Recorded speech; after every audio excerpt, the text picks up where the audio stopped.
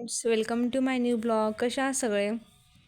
सुट्टी असल्यामुळे बाहेर गेलो होतो तेव्हा आम्हाला रोडच्या कडेला व्ही-मार्ट दिसलं, तर आम्ही सहज आत गेलो. तेव्हा थंडीची खूप सारी व्हेरायटीज होती, खूप छान छान व्हेरायटीज होती. पण आम्ही खरेदी नाही केली, कारण हे पहिलेच आम्ही घेतलं होतं थंडीचे कपडे. बट मॉल फिरून पाहिला, येथे खूप खूप योग्य किमतीमध्ये सारे कपडे होते, पण मला राहवलं नाही.